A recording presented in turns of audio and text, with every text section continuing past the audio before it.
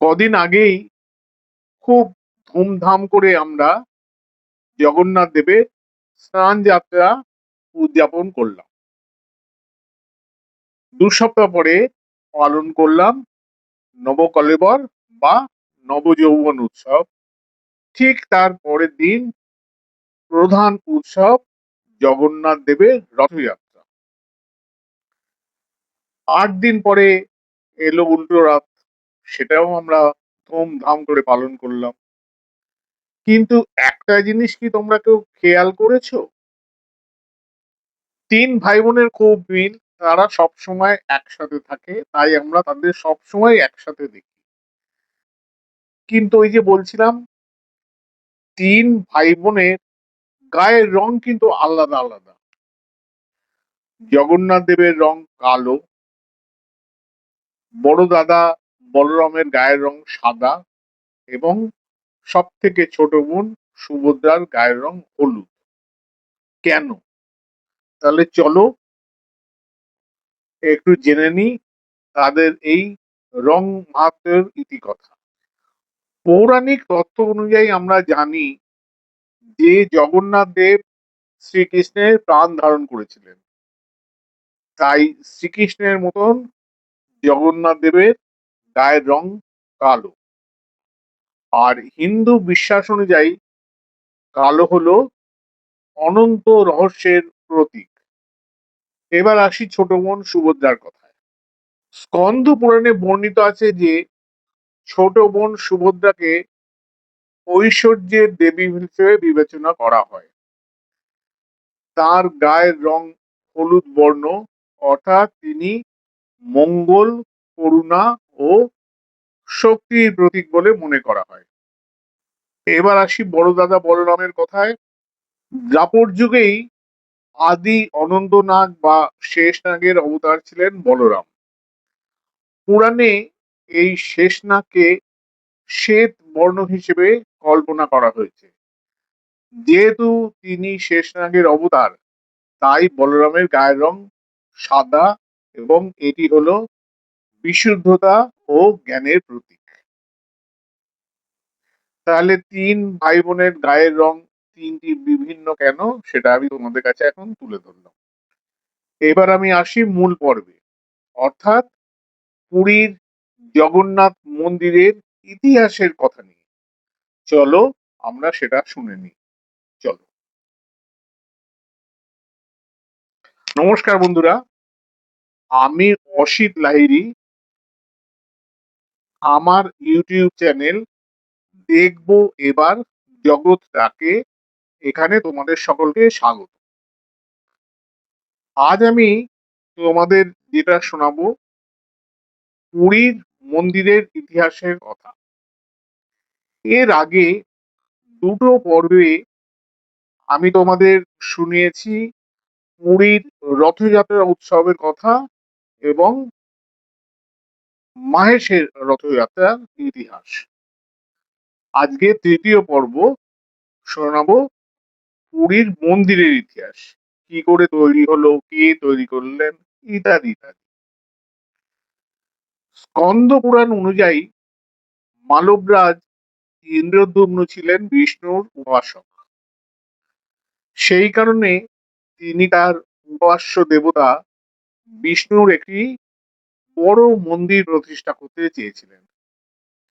কিন্তু ভগবান বিষ্ণু তাকে স্বপ্নাদেশে জানান যে মন্দিরে নীল মাধব বিগ্রহ প্রতিষ্ঠা করতে হবে এবং সেটি হতে হবে দারু ব্রহ্ম দ্বারা নির্মিত, অর্থাৎ নিম কাঠের বিগ্রহ।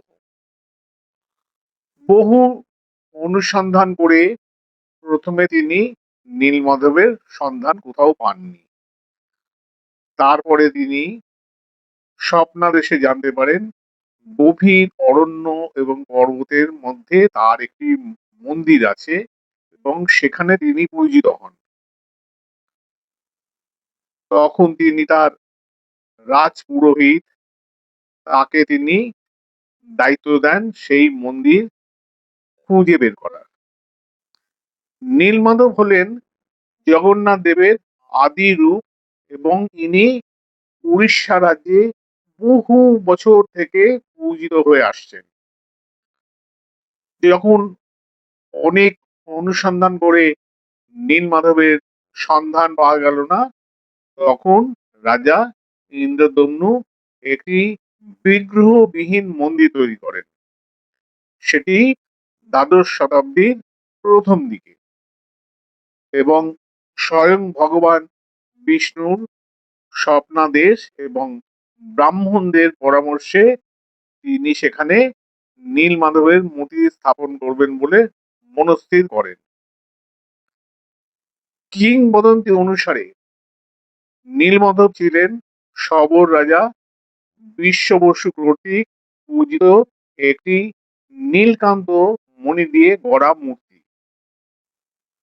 রাজা ইন্দ্রদম্নু ওই মূর্তি দেখতে ভীষণভাবে উৎসুক ছিলেন এবং তিনি তার রাজপুরোহিত বিদ্যাপতিকে দায়িত্ব দেন যে গভীর অরণ্য পর্বতে গিয়ে নীলমাধব বিগ্রহের সন্ধান করা এবং অবশ্যই তার দর্শন করা।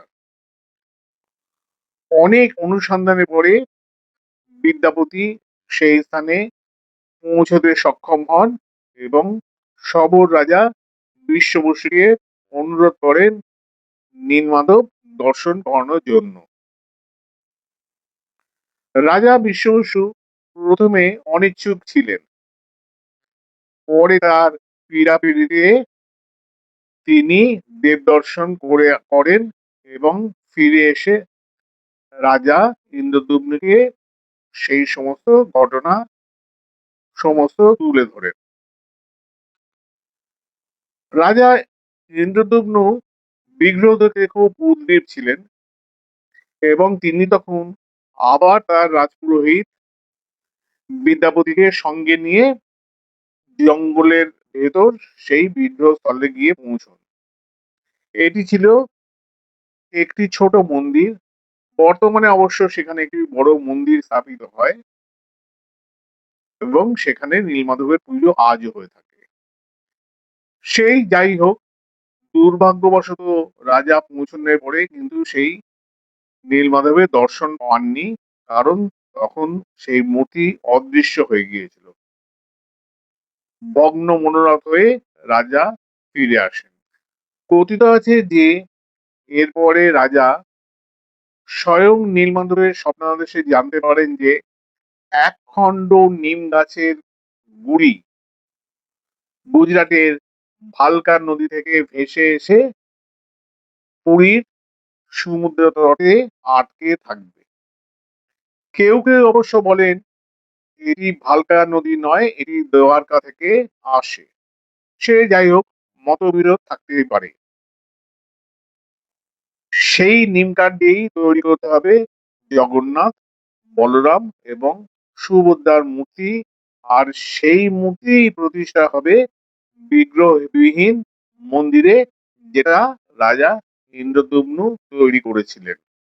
পরের দিন ভোরবেলা রাজা ইন্দ্রদম্নু সেই কাঠের মুড়ি সমুদ্র তট থেকে উদ্ধার করে মন্দিরে নিয়ে আসেন এবং উপযুক্ত শিল্পীর সন্ধান করতে থাকেন যিনি বিগ্রহ তৈরি করতে পারবেন। রাজার অনুসন্ধানকালে স্বয়ং বিশ্বকর্মা এক বৃদ্ধ ব্রাহ্মণের ছদ্মবেশে এসে মূর্তি তৈরি করতে সম্মত হন। রহস্যময় সেই বৃদ্ধ রাজাকে শর্ত দেন যে মূর্তি তৈরি করতে 21 দিন সময় লাগবে এবং সেই সময়কালে কেউ মন্দিরের রুদ্ধদ্বার খুলতে পারবে না। শর্ত মেনে রাজা দ্বাররক্ষী সমেত সমস্ত প্রয়োজনীয় বন্দোবস্ত করে দেন। মূর্তি তৈরি শুরুর পর থেকে 15টি দিন কেটে যাওয়ার পরে রুদ্রকক্ষের ভেতর থেকে কোনো সাড়া শব্দ না পেয়ে রাজা উদ্বিগ্ন হয়ে পড়েন। তখন তিনি রানীর সাথে পরামর্শ করেন। কৌতূহল দমন করতে না পেরে রানীর পরামর্শে রাজা রুদ্ধ কক্ষে দ্বার খুলে ভেতরে প্রবেশ করেন এবং দেখেন অসমাপ্ত 3টি মূর্তি ছাড়া আর কেউ নেই।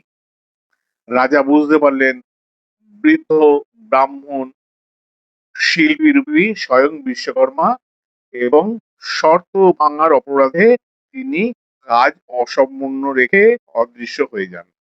রাজা হতবাক হয়ে যান এই অর্ধেক হাত ও পাবিহীন মূর্তি দেখে। আরো অবাক হন মূর্তির বড় বড় গোল গোল চোখ দেখে।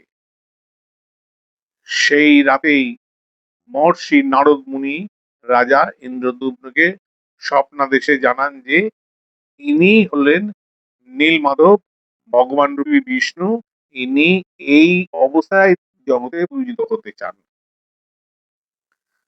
কাল বিলম্ব না করে রাজা ইন্দ্রদম্ন ওই অসমাপ্ত মূর্তিদ্বয় মন্দিরে প্রতিষ্ঠা করেন। জগন্নাথ দেবের আদি রূপ নীলমাধব পুরীর মন্দিরে প্রতিষ্ঠা হয় বলে পুরীর আরেক নাম নীলাচল। আমরা জানি জগন্নাথ মানে জগতের নাথ বা প্রভু।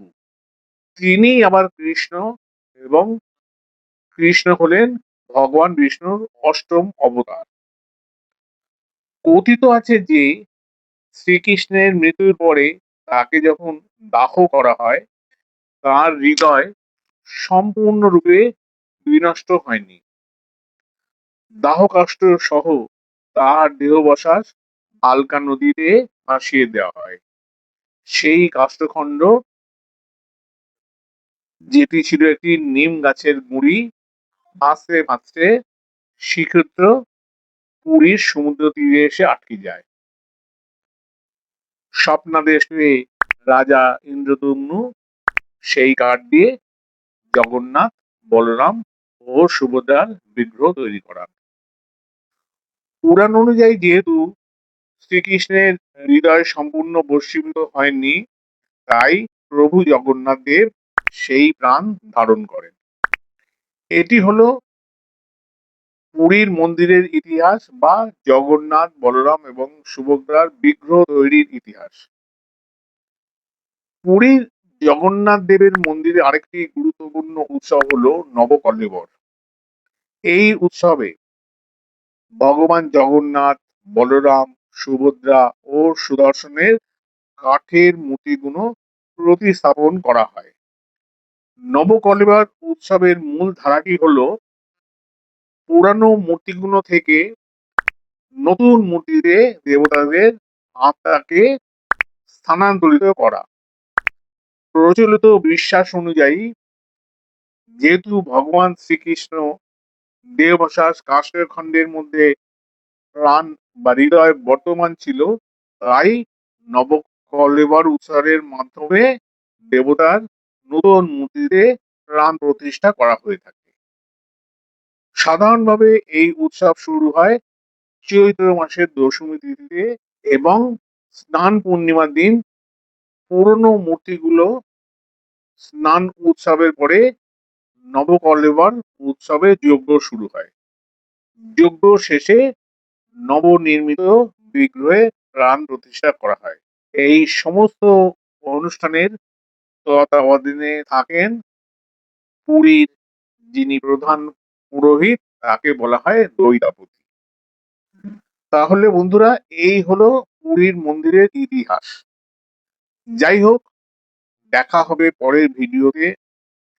ইচ্ছে আছে পরের ভিডিওটা এই পুরী সংক্রান্তই একটা ভিডিও করব এবং সেটি হবে শ্রী চৈতন্য দেবের অন্তর্ধান রহস্য নিয়ে।